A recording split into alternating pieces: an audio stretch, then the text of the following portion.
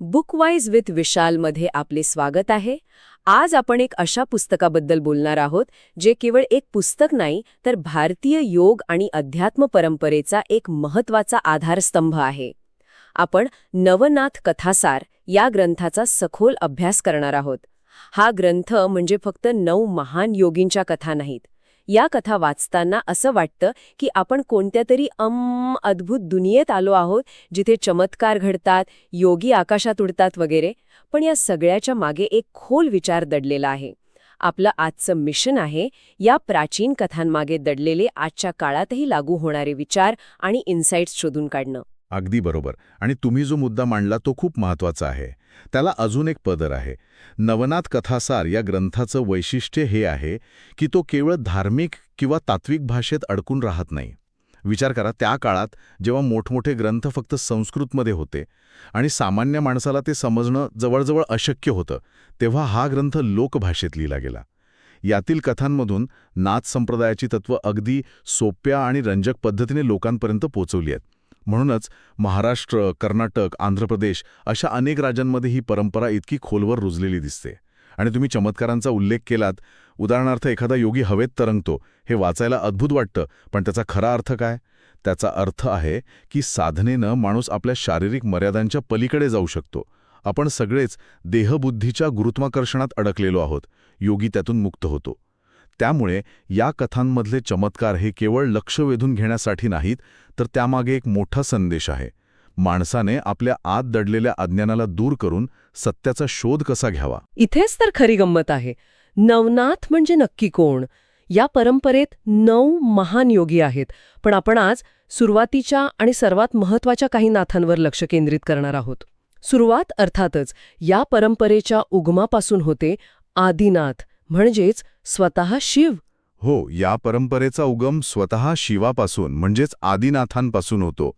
त्यांना नाथ संप्रदायाचे मूळ गुरु मानले जातं. जसे एखादी मोठी नदी हिमालयातून उगम पावते आणि मग तिच्या अनेक उपनद्या तयार होतात, तसंच ज्ञानाचा हा प्रवाह शिवापासून सुरू झाला. शिवांनी ही योगविद्या पुढे दिली आणि तिथून या गुरु-शिष्य परंपरेचा विस्तार होत गेला. या प्रत्येक नाथाची कथा आपल्याला काहीतरी शिकवून जाते. शिवाचं गुरु म्हणून रूप तर प्रभावी आहेच. आपण शिवाला संहाराची देवता म्हणून ओळखतो. रौद्र रूप, त्रिशूळ, तांडव नृत्य. पण नाथ परंपरेत त्यांचं एक वेगळंच रूप दिसतं. ते करुणामय गुरु आहेत, एक मार्गदर्शक. जणू काही ते सृष्टीचे पहिले शिक्षक आहेत. हे खूप महत्त्वाचं आहे. शिवांचा उपदेश काय आहे? तर हे शरीर नश्वर आहे, पण आत्मा अमर आहे. आपण सगळेच या शरीराला मी समजतो, पण शिव सांगतात की शरीर हे एक वस्त्र आहे जे आत्मा काही काळासाठी परिधान करतो. आणि योगसाधनेच्या मार्गाने माणूस या देहाच्या पलीकडे जाऊन आत्मसाक्षात्कार करू शकतो. आदिनाथांच्या कथेतून आपल्याला 3 गोष्टींचं महत्त्व पडतं: वैराग्य, संयम आणि समाधी. वैराग्य म्हणजे आसक्ती सोडणं, संयम म्हणजे आपल्या इंद्रियांवर नियंत्रण ठेवणं, आणि समाधी म्हणजे मनाला पूर्णपणे स्थिर करून स्वतःच्या मूळ स्वरूपात विलीन होणं. ते फक्त देव म्हणून नाही, तर मानवतेचं कल्याण करणारे गुरु म्हणून समोर येतात. पण कोणताही गुरु तेव्हाच पूर्ण होतो जेव्हा त्याला एक योग्य शिष्य मिळतो. आणि इथेच या परंपरेतील पुढचं नाव समोर येतं, ज्यांच्यापर्यंत हे ज्ञान एका अद्भुत परिस्थितीत पोचलं: मत्स्येंद्रनाथ. ही कथा खूपच रंजक आहे. अगदी. असं म्हणतात की जेव्हा शिव पार्वतीला एकांतात हा उपदेश देत होते, तेव्हा जवळच्या पाण्यात एक मासा ते सगळं ऐकत होता. तो मासा इतका एकाग्र होऊन ऐकत होता की तो पाण्यात अक्षरशः स्थिर झाला. शिवाच्या कृपेने त्याच माशाला पुढे मनुष्यजन्म मिळाला आणि तेच मत्स्येंद्रनाथ बनले. ही एक सुंदर प्रतिकात्मक कथा आहे. पण याचा आजच्या काळात काय अर्थ घ्यायचा? याचा खूप खोल अर्थ आहे. यातला मासा म्हणजे अज्ञानाच्या सागरात असलेला जीव, जो सतत इकडून तिकडे भरकटत असतो. शिवाचा उपदेश म्हणजे गुरुकृपा. ही कथा आपल्याला सांगते की ज्ञान मिळवण्यासाठी तुमची पार्श्वभूमी काय आहे हे महत्त्वाचं नाही, तुमची तळमळ किती आहे हे महत्त्वाचं आहे. पण त्याहूनही महत्त्वाचा विचार म्हणजे ज्ञान घेण्यासाठी तुमची ग्रहणशीलता म्हणजे रिसेप्टिव्हिटी किती आहे.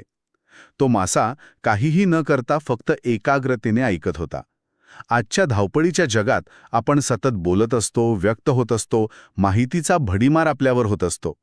ही कथा आपल्याला ऐकण्याचं सामर्थ्य शिकवते. कधीकधी केवळ शांतपणे आणि एकाग्रतेने ऐकल्यानेच परिवर्तनाची सुरुवात होऊ शकते. मत्स्येंद्रनाथांची कथा आपल्याला हेच सांगते. मत्स्येंद्रनाथांचे प्रमुख शिष्य होते गोरक्षनाथ. नवनाथ कथासारमध्ये त्यांच्या कथांना विशेष महत्त्व दिलं आहे. असं म्हटलं जातं की जर नाथ संप्रदाय एक शरीर असेल तर गोरक्षनाथ त्याचे हृदय आहेत. त्यांनीच नाथ संप्रदायाला एक संघटित रूप दिलं आणि हठयोगाची शास्त्रशुद्ध मांडणी केली. बरोबर. हठयोगाची शास्त्रशुद्ध मांडणी केली याचा अर्थ काय? म्हणजे त्यांनी आसनं, प्राणायाम आणि मुद्रा यांना एकत्र आणून शारीरिक आणि मानसिक साधनेचा एक स्पष्ट मार्ग तयार केला. आज जगभरात आपण ज्या योगाला ओळखतो त्याची मुळं गोरक्षनाथांच्या या कामात सापडतात. त्यांनी योगाला केवळ साधू संन्याशांपुरतं मर्यादित न ठेवता सामान्य माणसासाठीही उपलब्ध करून दिलं. त्यांचं जीवन म्हणजे कठोर तपश्चर्या, संयम आणि गुरुनिष्ठा याचं उत्तम उदाहरण आहे. पण त्यांच्या आयुष्यातला एक प्रसंग खूप विचार करायला लावणारा आहे. एकदा त्यांचे गुरु मत्स्येंद्रनाथ एका स्त्रीराज्यात मोहात अडकतात. ते तिथल्या राणीच्या प्रेमात पडून आपली योग साधना आणि आपलं ध्येय विसरून जातात. तेव्हा गोरक्षनाथ तिथे जाऊन आपल्या गुरुला त्या मोहातून बाहेर काढतात. एक मिनिट, पण हे ऐकायला थोडं विचित्र वाटतं. आपण गुरुला सर्वज्ञ मानतो. जर गुरुच मोहात अडकत असेल तर त्याच्या ज्ञानावर शंका नाही का निर्माण होत? या परंपरेत याकडे कसं पाहिलं जातं? खूप चांगला प्रश्न आहे. या प्रसंगातून एक महत्त्वाचा मुद्दा समोर येतो. ज्ञानप्राप्त गुरुसुद्धा मायेच्या जाळ्यात अडकू शकतो का? या कथेचं उत्तर हो असं आहे. कारण जोपर्यंत देह आहे तोपर्यंत मोह, माया, वासना या परीक्षा घेतच राहणार. यातून हे सिद्ध होतं की नाथ परंपरेत गुरुला देव नाही तर एक मार्गदर्शक मानलं जातं, जो स्वतःही माणूस आहे. आणि अशा वेळी एक निष्ठावान शिष्य आपल्या गुरुलाही योग्य मार्ग दाखवू शकतो. हे गुरु-शिष्य नात्याचं एक वेगळंच रूप आहे, जिथे शिष्य केवळ ज्ञान घेत नाही तर वेळेप्रसंगी गुरुचा आधारही बनतो, त्याचा विवेक जागृत करतो. म्हणजे शिष्य गुरुपेक्षा मोठा झाला असं म्हणायचं का, की हे नातं मैत्रीचं होतं? याला मोठा किंवा लहान या दृष्टिकोनातून पाहण्यापेक्षा हे नातं परिपक्वतेचं निदर्शक आहे असं म्हणता येईल. गोरक्षनाथांनी फक्त साधना केली नाही तर समाजात फिरून जातीभेद आणि कर्मकांडांवरही प्रहार केला. त्यांच्यात कर्मयोग आणि भक्तियोग यांचा सुंदर संगम दिसतो. ते समाजापासून पळून गेले नाहीत तर समाजात राहून त्यांनी समाज बदलण्याचा प्रयत्न केला. या परंपरेत प्रत्येक नाथाचा मार्ग वेगळा होता. जसे की जालंधरनाथ, त्यांच्या कथा वाचल्या की अंगावर काटा येतो. ते अत्यंत कठोर तपस्वी होते. हो, जालंधरनाथ म्हणजे जणू काही एक क्रांतिकारक अग्नी होते, जो समाजातील वाईट गोष्टी, ढोंगीपणा, अन्याय या सगळ्याला जाळून टाकत होता. त्यांनी इंद्रियांवर पूर्ण विजय मिळवला होता. ते समाजातील दांभिकतेवर कठोर शब्दात टीका करायचे आणि त्यांचा मार्ग संघर्षाचा होता. आणि त्यांच्या अगदी विरुद्ध स्वभावाचे होते कंथडीनाथ. कंथडीनाथ हे शांत आणि अंतर्मुखी योगी होते. ते जणू काही एक शांत सरोवर होते, ज्यात ज्ञानाची अथांग खोली होती. त्यांची साधना मौनातून आणि एकांतातून व्हायची. आता या दोन नाथांकडे पाहिलं तर आपल्याला काय दिसतं की अध्यात्मात एकच योग्य मार्ग असं काही नसतं. प्रत्येकाचा स्वभाव वेगळा असतो आणि त्यानुसार साधनेचा मार्गही बदलू शकतो. कोणी धावून ध्येयापर्यंत पोचतं तर कोणी शांतपणे चालत. महत्त्वाचं हे आहे की तुम्ही प्रामाणिकपणे प्रवास करत आहात. खरं सामर्थ्य हे आरडाओरडा करण्यात नाही तर शांत राहण्यातही असू शकतं. हा संदेश कंथडीनाथांची कथा आपल्याला देते. ठीक आहे, या योगींच्या कथा, त्यांचे मार्ग हे सगळं खूप रंजक आहे. पण या केवळ आध्यात्मिक कथा आहेत का? म्हणजे त्या काळातल्या सामान्य माणसाच्या आयुष्यात या कथांचं काय महत्त्व होतं? अजिबात नाही. या कथांना एक मोठा सामाजिक संदर्भ आहे. आपण हे विसरता कामा नये की या कथा ज्या काळात लिहिल्या गेल्या त्या काळात समाज अंधश्रद्धा, कर्मकांड आणि जातीभेदाने पोखरलेला होता. राजे प्रजेवर अन्याय करत होते. कर्मकांडाच्या नावाखाली लोकांची फसवणूक होत होती. अशा परिस्थितीत नाथ योगी हे समाजसुधारक म्हणून उभे राहिले. ते नक्की काय करायचे? त्यांचा संदेश स्पष्ट होता. ईश्वर मंदिरात किंवा मूर्तीत नाही, तो प्रत्येकाच्या हृदयात आहे. तुम्हाला देव शोधायला कुठे बाहेर जायची गरज नाही. फक्त स्वतःच्या आत डोकावून पहा. हा विचार त्या काळासाठी खूप क्रांतिकारी होता. या कथा गावागावात गायल्या जायच्या. त्यामुळे हे गूढ तत्वज्ञान सामान्य माणसापर्यंत त्यांच्या भाषेत पोचलं. चमत्कारांचा वापर लोकांचं लक्ष वेधून घेण्यासाठी केला गेला, पण त्यामागे नेहमीच एक गहन विचार दडलेला होता. जसं की एखादा नाथरोग्याला बरं करतो, यामागचा संदेश हा आहे की योग आणि साधनेने शरीर निरोगी राहतं. या कथांनी लोकांना आत्मविश्वास दिला आणि स्वतःच्या शक्तीवर विश्वास ठेवायला शिकवलं. तर आज आपण नवनाथ कथासार या ग्रंथाची ओळख करून घेतली. आदिनाथांपासून सुरू झालेला हा ज्ञानाचा प्रवाह मत्स्येंद्रनाथांपर्यंत कसा पोचला, गोरक्षनाथांनी त्याला संघटित रूप कसं दिलं आणि जालंधरनाथ व कंथडीनाथ यांनी वेगवेगळ्या मार्गांनी तेच ध्येय कसं साधलं हे आपण पाहिलं.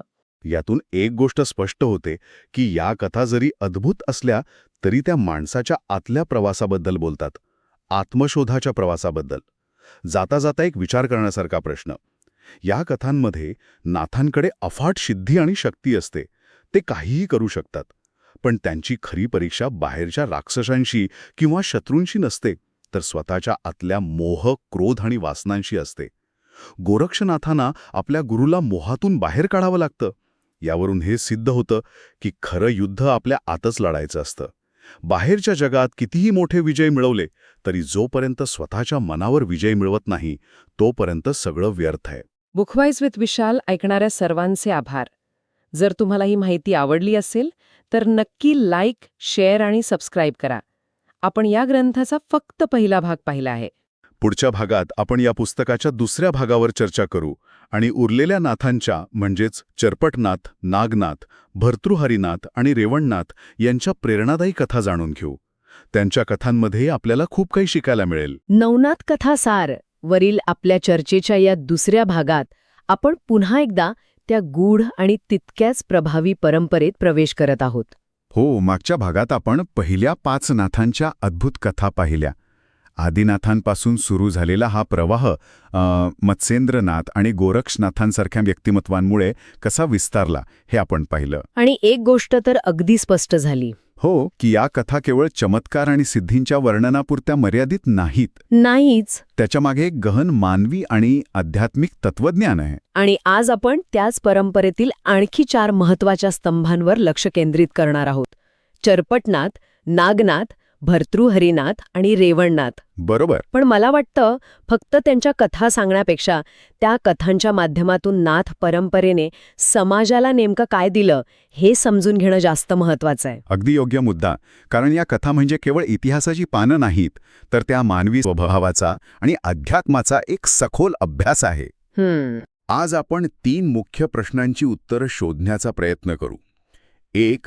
नाथयोगी संन्यासी असूनही समाजापासून दूर का पळाले नाहीत? हो, हा खूप महत्वाचा प्रश्न आहे.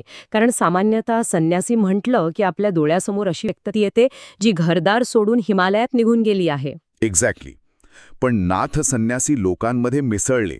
म्हणजे एक प्रकारे ते समाजाचे डॉक्टर होते. अच्छा. जे केवळ शारीरिकच नाही तर मानसिक आणि आध्यात्मिक आजारांवरही उपचार करत होते. दुसरा प्रश्न मला वाटतं हठयोगाबद्दल आहे. आजकाल योग म्हटलं की आपल्या डोळ्यासमोर फक्त आसनं किंवा फिटनेस येतं. हो. पण नाथांसाठी हठयोग म्हणजे काय होतं? ती केवळ शारीरिक कसरत होती की त्यापलीकडे काहीतरी होतं? बरोबर. नाथांसाठी शरीर हे एक साधन होतं, साध्य नाही. कल्पना करा की आपलं शरीर एक संगीत वाद्य आहे, जसं की सतार. जर त्याच्यात तारा ढिल्ल्या असतील किंवा ते योग्य प्रकारे काय म्हणतात त्याला ट्यून केलेलं नसेल तर त्यातून संगीत कसं निर्माण होणार? नाही होणार. हठयोग म्हणजे त्या शरीररूपी सतारीला योग्य प्रकारे ट्यून करण्याची प्रक्रिया. अच्छा, म्हणजे एक प्रकारचे ट्यूनिंग. हो, जेणेकरून त्यातून आत्मज्ञानाचं सुमधुर संगीत निर्माण होऊ शकेल. आसन, प्राणायाम, मुद्रा या सगळ्या त्या ट्यूनिंगच्या पद्धती होत्या. आणि तिसरा आणि सगळ्यात रंजक मुद्दा म्हणजे चमत्कार. या कथांमध्ये चमत्कार भरलेले आहेत. कुणी पाणी निर्माण करतं तर कुणी रोग बरे करतं. हो. याकडे कसं पाहायचं? हे खरंच घडलं असेल की यामागे काहीतरी प्रतिकात्मक अर्थ दडलेला आहे? हाच तर कळीचा मुद्दा आहे. अनेकदा आपण चमत्कार शब्द ऐकला की लगेच एकतर त्यावर पूर्ण विश्वास ठेवतो किंवा त्याला पूर्णपणे नाकारतो. हो, 2च टोकं असतात. पण नाथ परंपरेत चमत्काराकडे पाहण्याचा एक तिसरा, अधिक सूक्ष्म दृष्टिकोन आहे. उदाहरणार्थ, दुष्काळग्रस्त गावात पाण्याचा झरा निर्माण करणे.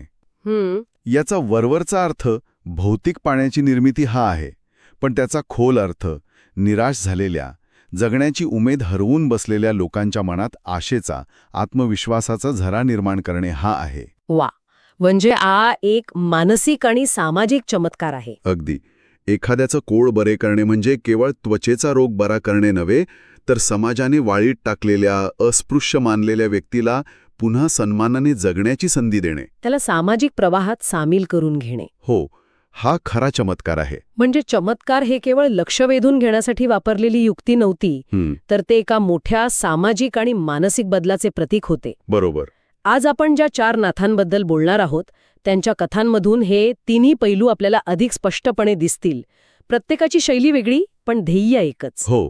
एक आहे चरपटनाथ, जे समाजातील दांभिकतेवर, कर्मकांडावर थेट प्रहार करतात. ते कुणाची भीडभाड ठेवत नाहीत. परखड. दुसरे आहेत नागनाथ, जे आपल्या सिद्धी आणि सामर्थ्यासाठी ओळखले जातात. पण त्यांची शक्ती विध्वंसक नाही, तर ती करुणेच्या पायावर उभी आहे. हो. तिसरे आहेत भर्तृहरीनाथ, एक चक्रवर्ती सम्राट, जो एका छोट्याशा फळामुळे सर्वस्वाचा त्याग करतो आणि वैराग्याचा खरा अर्थ शोधायला निघतो. आणि चौथे आहेत रेवणनाथ. हो, रेवणनाथ, जे लोकांच्या दैनंदिन जीवनाचा, त्यांच्या शेतीवाडीचा भाग बनून अध्यात्म शिकवतात. चला तर मग या 4ही प्रवासांना जवळून पाहूया. सुरुवात चरपटनाथांपासून करूया. त्यांच्या नावाप्रमाणेच ते परखड होते असं वाटतं. हो, चरपटनाथ हे एक प्रकारचे क्रांतिकारक योगी होते. त्यांच्या काळात समाज पूजा-अर्चा, यज्ञयाग, व्रतवैकल्य यात अडकला होता. लोकांना वाटायचं की देवाला महागडे नैवेद्य दाखवले किंवा सोन्या-चांदीची फुलं वाहिली की तो प्रसन्न होतो. चरपटनाथ अशा गावात जायचे आणि लोकांना एक साधा प्रश्न विचारायचे. काय? तुमच्या देवळात सोन्याचा कळस आहे, पण तुमच्या मनात शेजाऱ्याबद्दल द्वेषाचा कचरा साचलाय. देवाला यातलं काय आवडेल? बाप रे, थेट प्रश्न.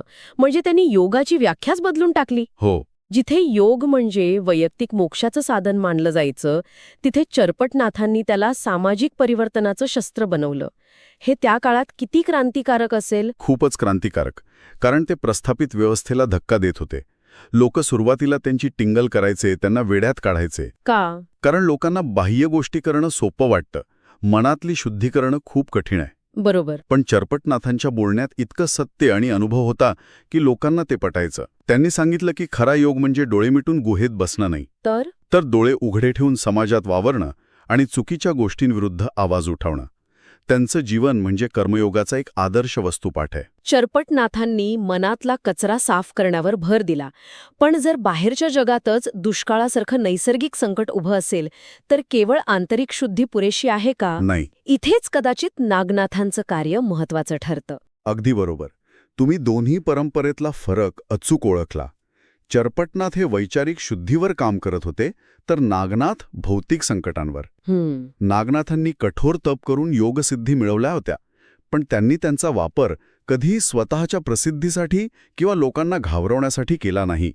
इथेच त्यांचं वेगळेपण दिसतं. त्यांच्या सिद्धींबद्दल अनेक कथा आहेत, पण त्यातली कोणती कथा त्यांच्या तत्वज्ञानाचा गाभा खऱ्या अर्थाने दाखवते असं वाटतं? माझ्या मते ती दुष्काळग्रस्त प्रदेशातील कथाच. कल्पना करा, एक गाव आहे जिथे अनेक वर्षांपासून पाऊस नाही, जमिनीला भेगा पडल्या आहेत, जनावरं तडफडून मरत आहेत, आणि माणसं गाव सोडून जायच्या तयारीत आहेत. हो, अशा वेळी नागनाथ तिथे पोहोचतात. ते लोकांना प्रवचन देत नाहीत किंवा धीर देत बसत नाहीत. मग काय करतात? ते आपल्या योगशक्तीचा वापर करून तिथे पाण्याचा स्रोत निर्माण करतात. हा चमत्कार तर आहेच, पण त्याहून महत्वाचं म्हणजे त्यातून मिळणारा संदेश. आणि तो संदेश काय आहे? संदेश हा आहे की खरं सामर्थ्य हे दुसऱ्याच्या दुःखावर फुंकर घालण्यासाठी असतं, स्वतःच्या अहंकाराला कुरवाळण्यासाठी नाही. नागनाथांनी मिळवलेली शक्ती ही विध्वंसक अणुबॉम्बसारखी नव्हती, तर ती एका ऊर्जा प्रकल्पासारखी होती, जो अंधारातल्या गावांना प्रकाश देतो. एक्झॅक्टली, जो प्रकाश देतो. त्यांच्या कथांमधून करुणा आणि सेवा या मूल्यांना सर्वोच्च स्थान दिलेलं दिसतं. नागनाथांनी सिद्धीचा उपयोग समाजासाठी केला, पण सत्तेचा आणि सामर्थ्याचा एक वेगळाच प्रकार म्हणजे राजसत्ता. हो. जेव्हा एखादा राजा वैयक्तिक दुःखाने खचतो, तेव्हा तो आपल्या सत्तेचं काय करतो? हीच गोष्ट आपल्याला भर्तृहरीच्या कथेतून दिसते, नाही का? हो, आणि काय नाट्यमय कथा आहे ती. भर्तृहरीनाथ हे एका वैभवशाली राज्याचे राजे होते. सत्ता, संपत्ती, ऐश्वर्य, प्रेम करणारी राणी, सगळं काही होतं. सगळं होतं. पण एका अमर फळाच्या प्रसंगामुळे त्यांचं आयुष्य पूर्णपणे बदलून गेलं. जेव्हा त्यांना एक अमर फळ मिळालं, तेव्हा त्यांनी ते आपल्या प्रिय राणी पिंगळेला दिलं. का? कारण त्यांना वाटत होतं की तिने कायम तरुण राहावं. पण राणीचं प्रेम राजावर नव्हतं, तर राज्याच्या घोड्यांच्या पागेच्या प्रमुखावर होतं. बरोबर. तिने ते फळ त्याला दिलं. त्या व्यक्तीचं प्रेम एका वेश्येवर होतं. त्याने ते फळ तिला दिलं. आणि त्या वेश्येने त्या वेश्येने विचार केला की मी हे फळ खाऊन काय करू? माझ्या या पापी जीवनाला अमर करून काय फायदा? त्यापेक्षा आपल्या राजाने अमर व्हावं, म्हणजे तो प्रजेची चांगली काळजी घेईल. आणि असं म्हणून तिने ते फळ फिरून राजा भर्तृहरीलाच आणून दिलं. आणि तो क्षण तो भर्तृहरीच्या आयुष्याला कलाटणी देणारा क्षण होता. जेव्हा ते फळ त्यांच्या हातात परत आलं, तेव्हा त्यांना मानवी नात्यांमधली फोलपणा, प्रेमातला खोटेपणा आणि या सगळ्या संसाराचं क्षणभंगूर स्वरूप लक्षात आलं. म्हणजे ज्या नात्यांना ते आपलं सर्वस्व मानत होते, ती सगळीच पोखरलेली होती. हो. मला धक्काच बसतो हे ऐकून. म्हणजे एका फळामुळे एवढं मोठं साम्राज्य सोडून देणं, त्या क्षणी त्यांच्या मनात नक्की काय उलथापालथ झाली असेल. आणि हाच तर त्यांच्या मोठेपणाचा पॉइंट आहे. त्यांनी त्या दुःखाला स्वतःवर हावी होऊ दिलं नाही. उलट त्या दुःखाचा उपयोग त्यांनी सत्याच्या शोधासाठी केला. त्यांनी राज्याचा त्याग केला आणि वैराग्य स्वीकारलं. पण त्यांचं वैराग्य म्हणजे पळून जाणं नव्हतं.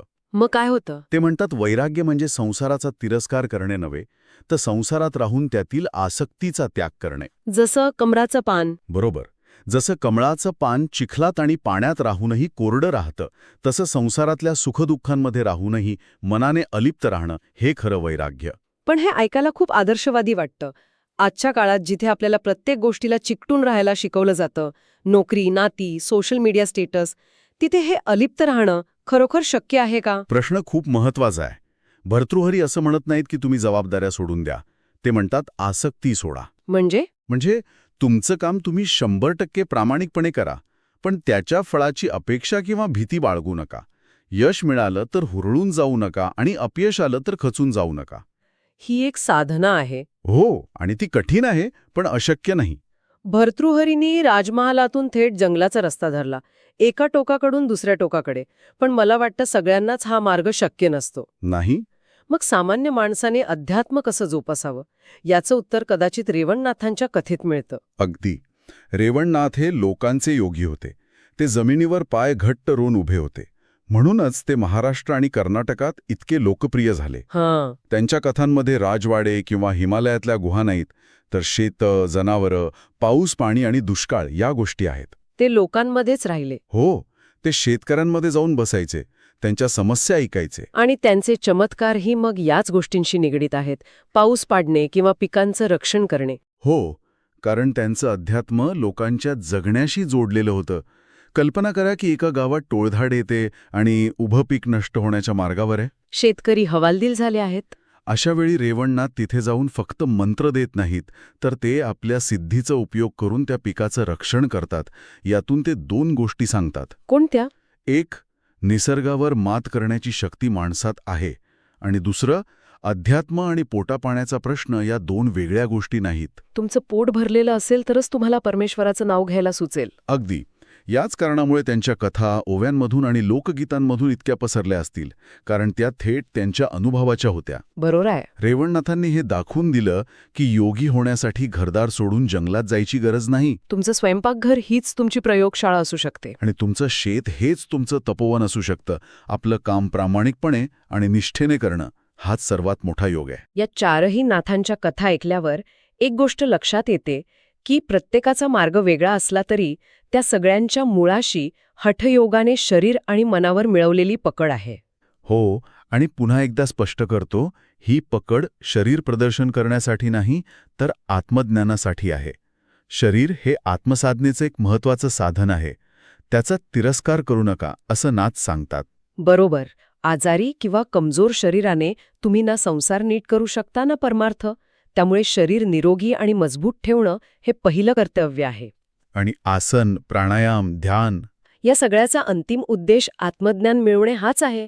सिद्धी किंवा चमत्कार हे केवळ मार्गातील टप्पे आहेत, ते ध्येय नाही. म्हणजे प्रवासातले थांबे. हो, जसं आपण प्रवासाला निघालो की वाटेत सुंदर दृश्य दिसतात, पण आपण तिथेच थांबून राहत नाही, आपण आपल्या मुक्कामापर्यंत पोहोचतो.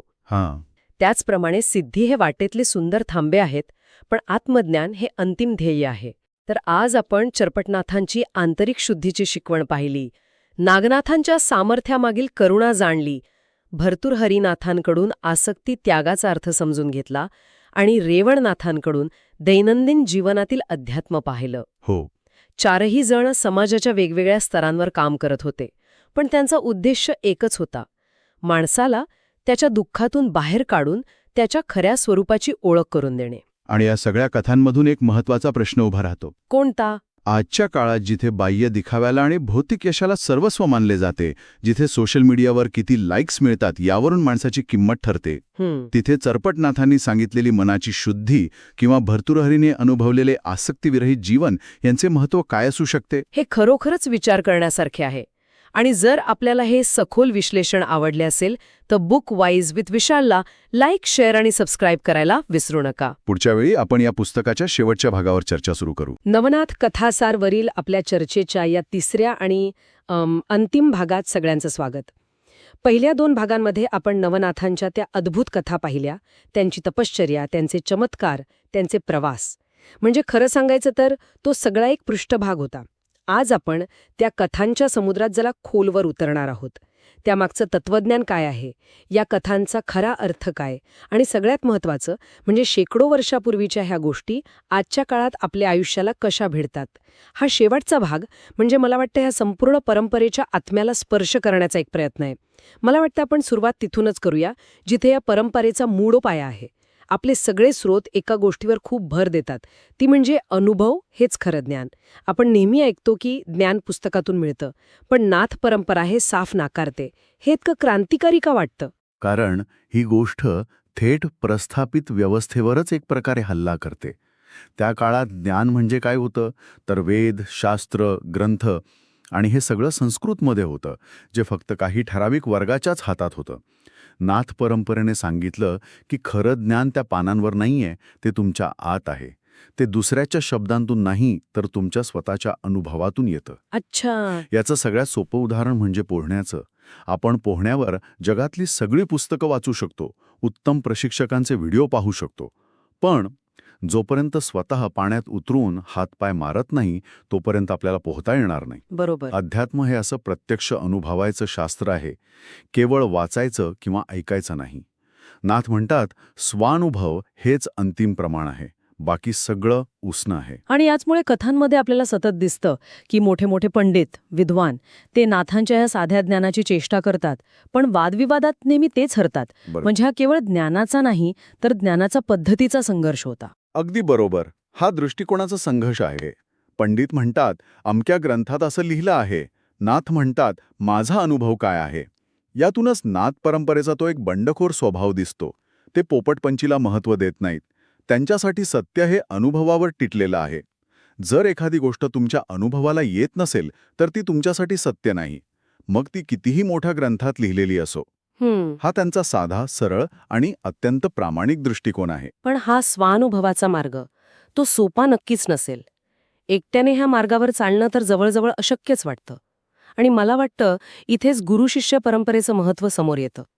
आदिनाथ शिवापासून सुरू झालेली ही एक अखंड साखळी आहे की नाही? हो, पण इथलं गुरुशिष्य नातं हे आपल्या नेहमीच्या कल्पनेपेक्षा खूप वेगळं आहे, खूप सखोल आहे. हे केवळ आदेश देणारा आणि तो पाळणारा असं एकांगी नातं नाही. हे सहप्रवाशांचं नातं आहे. गुरु हा वाटाडे आहे, जो आधीच त्या मार्गावरून चालून गेलेला आहे. तो शिष्याला मार्ग दाखवतो, पण अनेक कथांमध्ये शिष्यही गुरुला संकटातून सोडवतो. हो, गोरक्षनाथांची कथा आहे तशी. अगदी जसं गोरक्षनाथांनी मैनाकिनीच्या राज्यात अडकलेल्या आपल्या गुरु मत्स्येंद्रनाथांना परत मार्गावर आणलं. गुरु शिष्याची कठोर परीक्षा घेतो, त्याला अग्नीतून तावून सुलाखून काढतो, पण त्यामागे त्याला अधिक सक्षम बनवण्याचा, त्याच्यातील अशुद्धी, त्याचा अहंकार जाळून टाकण्याचा हेतू असतो. या नात्यात अहंकाराला जागाच नाही. दोघेही सत्याच्या शोधात एकत्र निघालेले आहेत. खरं तर नाथ परंपरेनुसार गुरु हा केवळ बाहेरचा व्यक्ती नाही, ते एक तत्व आहे जे हळूहळू शिष्याच्या आतूनच त्याला मार्गदर्शन करू लागतं. गुरु शिष्याला सक्षम बनवतो, पण ही सक्षमता केवळ मानसिक नाही तर शारीरिकही असली पाहिजे. आणि मला वाटतं इथेच हठयोगाची भूमिका महत्त्वाची ठरते. पण एक सामान्य माणूस म्हणून हठयोग ऐकल्यावर मला हट्ट किंवा शरीराला त्रास देणं. जबरदस्ती करणं असं काहीतरी वाटतं. हो, अगदी. पण नाथ परंपरेत तर शरीर हे साधनेचं माध्यम मानलंय. ह्या दोन टोकाच्या कल्पनांचा मेळ कसा घालायचा? खूप छान मुद्दा आहे हा, कारण हा एक खूप मोठा गैरसमज आहे. हठ ह्या शब्दाचा अर्थ जबरदस्ती नाही, त्याची फोड केली की खरा अर्थ समोर येतो. ह म्हणजे सूर्य आणि ठ म्हणजे चंद्र. अच्छा, सूर्य आणि चंद्र. हो, आपल्या शरीरात दोन मुख्य ऊर्जा नाड्या आहेत. पिंगला, जी सूर्यनाडी आहे, ती आपल्यातील ऊर्जा आणि उष्णतेचं प्रतीक आहे. आणि दुसरी ईडा, जी चंद्रनाडी आहे, ती आपल्यातील शीतलता आणि शांतपणाचं प्रतीक आहे. हठयोग म्हणजे ह्या दोन विरुद्ध ऊर्जा प्रवाहांत संतुलन साधणं. वाह! हे अगदी वीणा किंवा सतार जुळवण्यासारखं आहे. तारा खूप सैल असल्या तरी सूर लागत नाही आणि खूप घट्ट खेचल्या तर तुटून जातात. बरोबर. त्या योग्य सुरात जुळवाव्या लागतात. नाथ परंपरा सांगते की शरीर हे पापाचं साधन नाही, ते साधनेचे एकमेव माध्यम आहे. देह देवाचे मंदिर ही संकल्पनाच मुळी इथून आली आहे. शरीर दुर्बळ किंवा रोगी असेल तर मन स्थिर राहणार नाही, आणि मन अस्थिर असेल तर आत्म्याचा अनुभव घेणं शक्य नाही. आसन, प्राणायाम, मुद्रा, बंध या सगळ्या गोष्टी शरीर आणि मनाला एकत्र आणण्यासाठी आहेत. त्यांना एका सुरात बांधण्यासाठी आहेत. म्हणजे शरीर आणि मन यांना एका लयीत आणल्यानंतर पुढची पायरी येते ती मानसिक तयारीची. इथे वैराग्य हा शब्द येतो, ज्याचा अर्थ पुन्हा एकदा मला वाटतं चुकीचा घेतला जातो. वैराग्य म्हणजे घरदार सोडून, नाती तोडून, हिमालयात निघून जाणं, असा एक चित्रपटामधला सीन डोळ्यासमोर येतो. पण नाथ कथांमध्ये तर अनेक नाथ गृहस्थी होते. अगदी बरोबर. वैराग्य शब्दाची फोड केली की याचाही अर्थ स्पष्ट होतो. वी म्हणजे नसणे आणि राग म्हणजे आसक्ती किंवा अटॅचमेंट. आसक्ती नसणे. हो, वैराग्य म्हणजे राग किंवा आसक्तीचा त्याग. वस्तूंचा, घराचा किंवा नात्यांचा त्याग नव्हे. तुम्ही जगात राहून आपली सर्व कर्तव्य पार पाडूनही वैरागी असू शकता. याचं उत्तम उदाहरण म्हणजे भर्तृहरीनाथ. ते उज्जैनचे महान राजा होते. सगळं वैभव पायाशी होतं. पण त्यांना सत्याचा साक्षात्कार झाल्यावर त्यांनी राज्याचा मोह सोडला, आसक्ती सोडली. म्हणजे मन तिथे अडकलेलं नव्हतं. अगदी. महत्वाचं हे आहे की तुमचं मन लोभ, अपेक्षा आणि अहंकारात अडकलेलं नाही आहे. तुम्ही कमळपत्राप्रमाणे असता. कमळ चिखलात उडवतं, पाण्यात राहतं, पण पाण्याने भिजत नाही. वा. त्याचप्रमाणे वैरागी माणूस जगात राहतो, पण जगाच्या सुखदुःखात लिप्त होत नाही. तो साक्षीभावाने सगळं पाहतो. ही वैराग्याची खरी आणि जास्त आव्हानात्मक संकल्पना आहे. ठीक आहे. म्हणजे साधनेतून शरीर मन संतुलित झालं, वैराग्याने मन आसक्तीमुक्त झालं, यानंतर सिद्धी प्राप्त होतात, ज्याला आपण चमत्कार म्हणतो. मृताला जिवंत करणं, पाणी निर्माण करणं, या कथांमधल्या चमत्कारांमुळेच अनेकदा लोक या परंपरेला अंधश्रद्धा मानतात. याकडे कसं बघायचं? इथेच या कथांचा प्रतिकात्मक अर्थ समजून घेणं अत्यंत महत्त्वाचं ठरतं. आणि गंमत म्हणजे नाथ स्वतः चमत्कारांना अंतिम सत्य मानत नाहीत. अनेक कथांमध्ये ते चमत्कार दाखवायला स्पष्ट नकार देतात. अच्छा, असं आहे का? हो, कारण त्यांना माहिती आहे की यामुळे लोक साधनेच्या मूळ उद्देशापासून भरकटू शकतात आणि केवळ बाह्य शक्तींच्या मागे लागू शकतात. हे चमत्कार म्हणजे प्रतीक आहेत, रूपक आहेत. रोग बरे करणे म्हणजे लोकांचा अज्ञान नावाचा सगळ्यात मोठा रोग दूर करणे. मृताला जिवंत करणे म्हणजे आत्मविस्मरण झालेल्या, म्हणजे मी कोण आहे हेच विसरलेल्या माणसाला जाग करणे, त्याच्यात चैतन्य निर्माण करणे. वा. म्हणजे त्याचा अर्थ खूप खोल आहे. हो. पाणी हे जीवनशक्तीचं प्रतीक आहे. हे चमत्कार लोकांना बाह्य गोष्टींमध्ये अडकवण्याऐवजी स्वतःच्या आत डोकावून पाहायला शिकवतात. ते सांगतात की खरी शक्ती बाहेर नाही, ती तुमच्या आत आहे. ती जागृत केली की तुम्हीही हे चमत्कार करू शकता. आता मला एक गोष्ट जाणवते, आपण ज्या क्रमाने चर्चा करतोय त्यात एक तर्कशुद्ध पद्धत आहे. आधी अनुभवावर भर, मग तो अनुभव घेण्यासाठी गुरुने दिलेलं साधन म्हणजे हठयोग, त्याने साधलेली मानसिक अवस्था म्हणजे वैराग्य. ह्या सगळ्याचा परिणाम म्हणून जी आंतरिक क्रांती होते, तिचं समाजात काय प्रतिबिंब उमटतं? कारण ह्या परंपरेने सामाजिक समतेचा एक खूप मोठा संदेश दिला, जो त्या काळात खूपच क्रांतिकारी होता. तुम्ही अगदी बरोबर धागा पकडला आहे. ही एक संपूर्ण जीवन प्रणाली आहे आणि याचा आंतरिक क्रांतीचा नैसर्गिक परिणाम म्हणजे सामाजिक क्रांती. ज्या काळात जातीव्यवस्था, कर्मकांड आणि उच्च नीचतेने समाज पोखरला होता, त्या काळात नाथ संप्रदायाने जात, धर्म, लिंग किंवा श्रीमंत गरीब असा कोणताही भेद मानला नाही. आणि ह्याचं कारण काय? तर त्यांचा मूळ सिद्धांत अनुभव. ज्या योग्याला ध्यानात स्वतःच्या आत आणि दुसऱ्याच्या आत एकच चैतन्य, एकच आत्मा दिसतो, त्याच्यासाठी बाह्यभेद निरर्थक ठरतात. बरोबर. त्वचा काळी आहे की गोरी, माणूस पुरुष आहे की स्त्री, तो ब्राह्मण आहे की शूद्र, हे सगळं वरचं आवरण आहे. आतला दिवा तर एकच आहे. याच समतेच्या विचारांचा पुढे महाराष्ट्राच्या भूमीवर इतका खोलवर परिणाम झाला की वारकरी संप्रदायाचा तो पाया बनला. हो, संत ज्ञानेश्वर. हो, संत ज्ञानेश्वर, नामदेव, एकनाथ, तुकाराम यांच्या विचारांवर नाथ परंपरेची स्पष्ट छाप दिसते. महाराष्ट्राच्या सामाजिक आणि आध्यात्मिक जडणघडणीत नाथांचं योगदान अमूल्य आहे. आणि हे सगळं ज्ञान, हे क्रांतिकारी विचार लोकांपर्यंत पोचले याचं एक महत्त्वाचं कारण म्हणजे त्याची सोपी लोकांची भाषा. नाहीतर हे ज्ञान पुन्हा ग्रंथांमध्येच बंदिस्त राहिलं असतं. नक्कीच, हे खूप महत्वाचं आहे. त्या काळात ज्ञान आणि धर्म हे फक्त संस्कृत भाषेत आणि विशिष्ट वर्गापुरतं मर्यादित होतं. पण नाथांनी आपलं गहन तत्वज्ञान ओवी, भारूड, अभंग, गवणी अशा लोकांच्या आवडत्या कलाप्रकारांमधून त्यांच्या रोजच्या भाषेत सांगितलं. त्यांनी ज्ञानाला लोकांच्या अंगणात आणून ठेवलं. हो, पंडितांच्या मक्तेदारीतून सोडवून सामान्य माणसाच्या अंगणात आणून ठेवलं. त्यामुळेच नवनाथ कथासार हा केवळ काही मोजक्या लोकांपुरता मर्यादित ग्रंथ न राहता एक जिवंत, वाहती परंपरा बनला. इथे एक प्रश्न निर्माण होतो.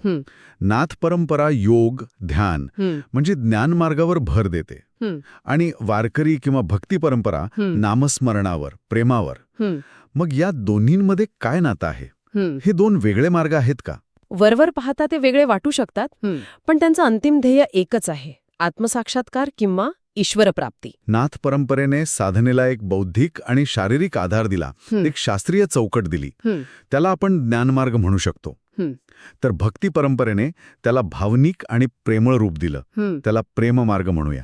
ज्ञान आणि प्रेम. हो, पण विचार करा, ज्ञानाशिवाय प्रेम आंधळं असतं आणि प्रेमाशिवाय ज्ञान कोरडं, नीरस असतं. नवनाथ कथासार आणि एकूणच महाराष्ट्राची संत परंपरा हा ज्ञान आणि भक्ती यांचा एक अद्भुत संगम आहे.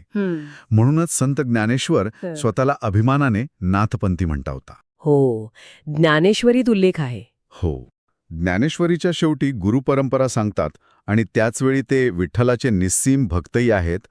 नाथ परंपरेने शरीराला आणि बुद्धीला तयार केलं, तर भक्ती परंपरेने त्यात हृदयाचा ओलावा मिसळला. वा, म्हणजे ही एक परिपूर्ण पद्धत आहे. पण मग ह्या सगळ्याचा आजच्या आपल्या धावपळीच्या, टेक्नॉलॉजीच्या जीवनाशी काय संबंध आहे? शेकडो वर्षांपूर्वीच्या ह्या कथा आजच्या माणसाला काय देऊ शकतात? मला वाटतं आज ह्या कथांची प्रासंगिकता पूर्वीपेक्षाही जास्त आहे. आज माणूस भौतिक सुखांच्या मागे धावतोय, पण आतून तो तणाव, चिंता आणि एकटेपणाने पोखरला गेला आहे. हे खरंय. बाह्य जगात आपण प्रचंड प्रगती केली आहे, पण आंतरिक जगात एक प्रकारची भयंकर पोकळी निर्माण झाली आहे. अशावेळी नाथकथा आपल्याला आत वळायला शिकवतात. त्या सांगतात की खरी शांती आणि खरं सुख बाहेरच्या वस्तूंमध्ये नाही, ते तुमच्या आत आहे.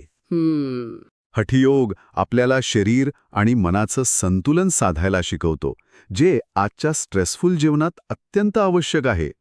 वैराग्याचा विचार आपल्याला अपेक्षांच्या आणि स्पर्धेच्या ओझ्याखाली दबण्यापासून वाचवतो आणि समतेचा संदेश आपल्याला अधिक सहिष्णू, अधिक प्रेमळ आणि अधिक माणूस बनवतो. थोडक्यात योग, संयम, सेवा आणि करुणा ही मूल्ये स्वीकारल्यास आजचं जीवन अधिक संतुलित आणि अर्थपूर्ण होऊ शकतं. या सखोल चर्चेनंतर जर आपल्याला अशाच प्रकारे वेगवेगळ्या विषयांचा आणि पुस्तकांचा गाभा समजून घ्यायला आवडत असेल, तर बुक वाईज विथ विशाल म्हणजेच बुक वाईज विथ विशाल या चॅनलला लाईक, शेअर आणि सबस्क्राईब करायला विसरू नका. तर नवनाथ कथासार हा केवळ 9 योगींच्या अद्भुत कथा सांगणारा ग्रंथ नाही, तो मानवी जीवनाचा एक आरसा आहे. जन्म, कर्म, सुख, दुःख, मोह आणि मुक्ती या सगळ्या अवस्थांचं दर्शन यातून घडतं. नाथ हे देव आणि माणूस यांच्यामधला एक पूल आहेत. ते आपल्याला सांगतात की प्रत्येक माणसामध्ये नाथ होण्याची म्हणजे स्वतःचा स्वामी होण्याची क्षमता आहे. फक्त ती जागृत करायची गरज आहे. हे अगदी खरंय. हा ग्रंथ श्रद्धा, विवेक आणि अनुभव यांचा संगम आहे. तो आपल्याला केवळ ऐकायला किंवा वाचायला नाही, तर अनुभवायला आणि जगायला शिकवतो. आणि जाता जाता एक विचार करण्यासारखा प्रश्न इथे निर्माण होतो. नाथ सांगतात की नाथत्वाची बीजं म्हणजे स्वतःच्या पलीकडे जाण्याची शक्यता प्रत्येकात आहेत. आजच्या आधुनिक जीवनात आपली नोकरी, कुटुंब आणि सामाजिक जबाबदाऱ्या न सोडता ही आतली बीजे जागृत करण्याचा आपला स्वतःचा मार्ग काय असू शकतो? पुढच्या वेळी कोणत्या पुस्तकाचा सारांश ऐकायला आवडेल? आपल्या सूचना कॉमेंट्समध्ये नक्की कळवा. आपली निवड पुढच्या भागात सादर केली जाऊ शकते.